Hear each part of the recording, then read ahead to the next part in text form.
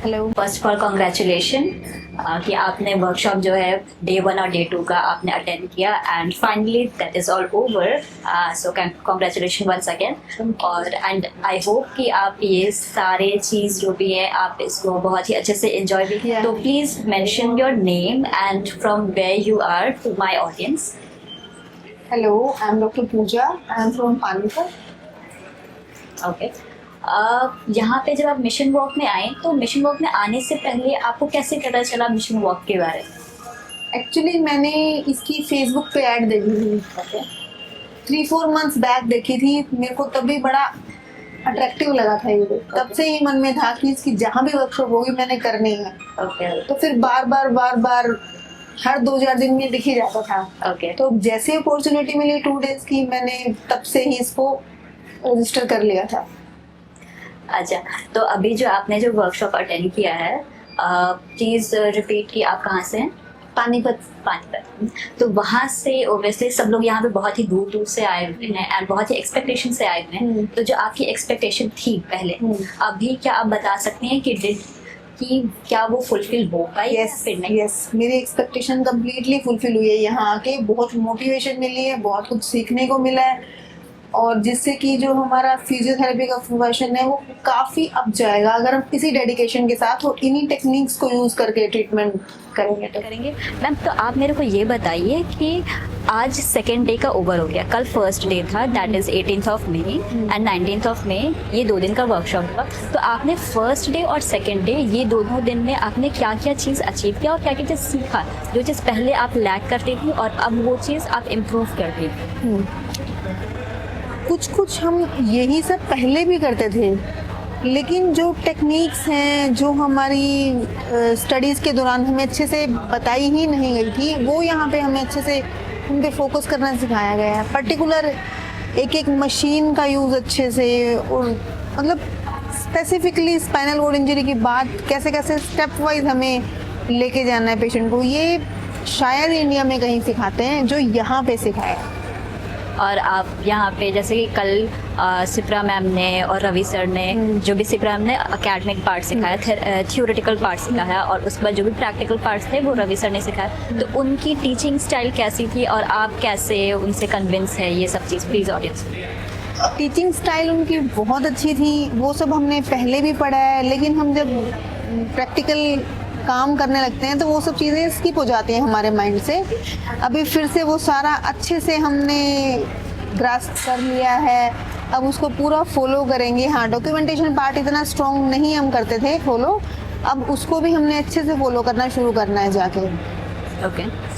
और जो भी यहाँ पे आपने सीखा है तो कुछ ऐसा आपको बेस्ट पार्ट लगा कि नहीं ये चीज़ तो मुझे पता ही नहीं था, या फिर कुछ ये यूनिक सा है जो मुझे यहाँ पे? आपके कितने साल के एक्सपीरियंस रही, प्लीज़ आप शेयर करें। मेरा 13 ईयर्स का। 13 ईयर्स। तो 13 ईयर्स में आपने ओब्वियसली कुछ यहाँ पे कुछ यूनिक सीखा होगा, तो आप प्लीज़ ये चीज़ शेयर करें कि क्या यूनिकनेस यहाँ पे आपने कुछ सीखा जो चीज़ पहले आप उस चीज़ को इम्प्लीमेंट नहीं करेंगे और अब जा कर के आप अपने पेशेंट में अप्लाई करेंगे? यस, काफ़ी सारी चीज़ें सीखी हैं, जैसे कि जो ये पैरालिसिस के पेशेंट्स हैं यहाँ पे, इनकी ट्रांसफर्स टेक्निक्स के आइडियाज़ बहुत यूनिक हैं।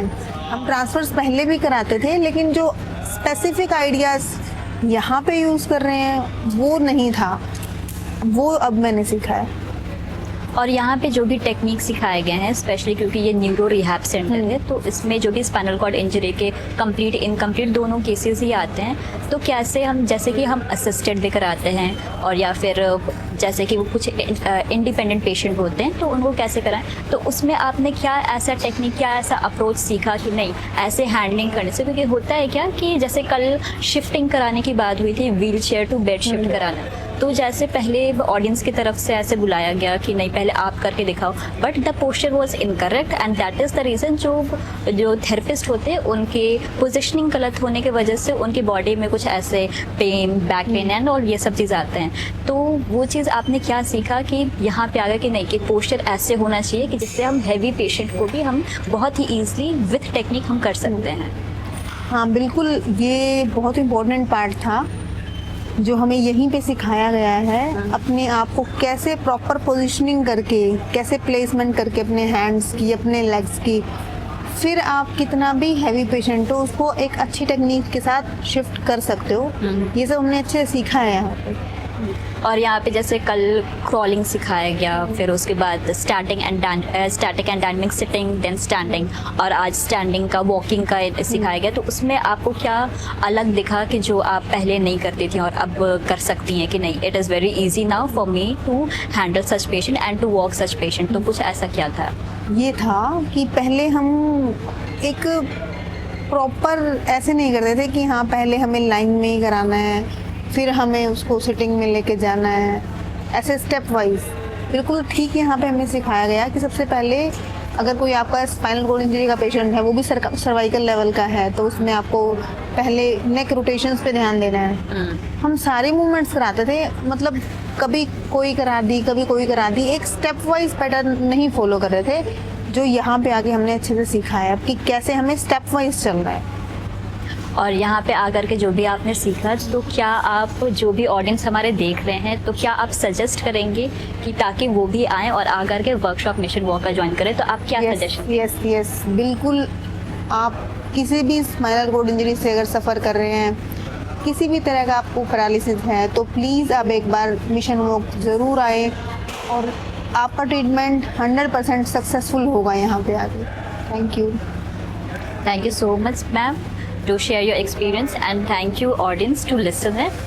और प्लीज़ अगर आप यहाँ पे आना चाहते हैं तो आप ये चीज़ देख सकते हैं कि जो भी यहाँ पे अप्रोचेस, जो भी टेक्निक जो कि मैम ने बताया है और शेयर किया है अपना एक्सपीरियंस, यहाँ के जो 2 दिन के जो वर्कशॉप हैं, इन्होंने क्या क्या नए टेक्निक, क्योंकि ये 13 ईयर्स की एक्सपीरियंस, यहाँ पे 16 ईयर्स 17 ईयर्स एक्सपीरियंस भी थेरेपिस्ट आ रहे हैं। तो आप भी please welcome to mission walk. और यहाँ पे जो भी वर्कशॉप हो रहे हैं, तो आप इसमें बहुत कुछ सीख सकते हैं और अपने पेशेंट को अप्लाई करके अपने लाइफ को और इम्प्रूव कर सकते हैं और अपने पेशेंट को और अच्छे तरीके से अच्छी लाइफ दे सकते हैं। तो thank you so much ma'am for sharing your experience.